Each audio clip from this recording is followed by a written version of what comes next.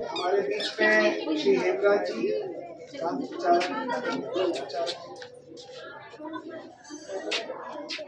प्रमुख के रूप में जो यहाँ हमारे बीच में है। हमारे यहाँ जिस कार्यक्रम की अध्यक्षता कर रहे हैं श्री राकेश त्यागी जी, और इस हमारे साथ बैठे हुए श्री के सिंह जी, हमारे पलवल जिला के विधायक श्री दीपक मंगला जी, तथा हमारे यहाँ अधीन से विधायक श्री प्रवीण डागर जी, और इसके अतिरिक्त हमारे यहाँ विभिन्न क्षेत्रों से आए, विभिन्न परिवारों से आए लोग, जिसमें प्रमुख रूप से अतुल मंगला जी, वीरपाल जी, अनिल मोहन जी, रवि दत्त जी, ऋषिपाल जी और विमल जी, और मेरे विश्वविद्यालय के अपने बहुत सारे सहयोगी। आज बड़ा अच्छा लगा यहाँ आके कि एक प्रिपरेटरी स्कूल यहाँ पे खोला गया है। हम सब जानते हैं कि शिक्षा कितनी जरूरी है, लेकिन सबसे जरूरी बात ये जानना है कि शिक्षा तब तक सफल नहीं होती जब तक बाल्यकाल में एक सही संस्कार बच्चों के अंदर प्रवाहित ना हो। क्योंकि ABCD तो हम आगे चल के सीख ही लेंगे, लेकिन सही संस्कार अगर बचपन में नहीं सीखे हों तो उस ABCD का आगे जाके कोई बहुत बड़ा महत्व नहीं होने वाला। इसलिए जो प्ले स्कूल होता है, जिसे खेल कूद वाला स्कूल भी बोलते हैं, ये केवल खेल कूद वाला स्कूल नहीं है। परिवार से बच्चे इसलिए स्कूल छोड़े जाते हैं प्ले स्कूल में, क्योंकि माँ बाप के पास समय नहीं होता, तो इसलिए वो सोचते हैं कि बच्चों को चलो प्ले स्कूल में छोड़ देते हैं।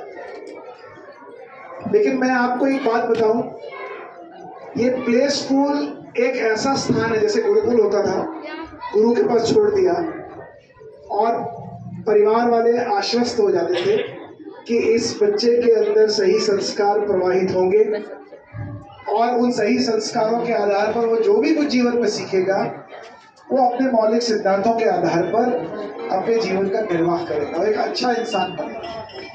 तो इसलिए इस प्ले स्कूल में क्या होगा और किस प्रकार से क्या गतिविधियां, क्या घटनाएं घटेगी, ये बहुत महत्वपूर्ण है। और मैं गणेश जी को इसकी शुभकामनाएं देता हूं कि इसे केवल प्ले स्कूल तक ना रखें। मैं देख रहा था दीवारों पे अभी भी वेलकम, गुड मैनर्स, फ्रेंड, ये सब लिखा हुआ है। इसके अतिरिक्त भी लिखने की आवश्यकता है, स्वागत लिखने की आवश्यकता है, संस्कार गुड मैनर्स की जगह लिखने की आवश्यकता है, और आसपास जो चित्र हों उसमें हमारे मनीषियों के चित्र हों, हमारे देश की परंपरा के चित्र हों, हमारे देश ने परंपरागत रूप से किस प्रकार की प्रगति की थी और किस ऊंचाई तक पहुंचा था उसके चित्र हों, माता पिता के साथ किस प्रकार का व्यवहार करना है बच्चों को, उस प्रकार के संस्कारों के चित्र हों। क्योंकि यही वो समय है जब बच्चों के मन के अंदर हम प्रेम को केंद्रित कर सकते हैं, हम एक दूसरे के प्रति आदर सम्मान को प्रतिष्ठित कर सकते हैं, और हम उनके मन में जिस प्रकार के डर, जैसे जब बच्चे बड़े हो जाते हैं तो उनके मन में डर पैदा हो जाते हैं। वो डर इसलिए होते हैं कि समाज इस प्रकार की चीजें उनके दिमाग में ठोक देता है।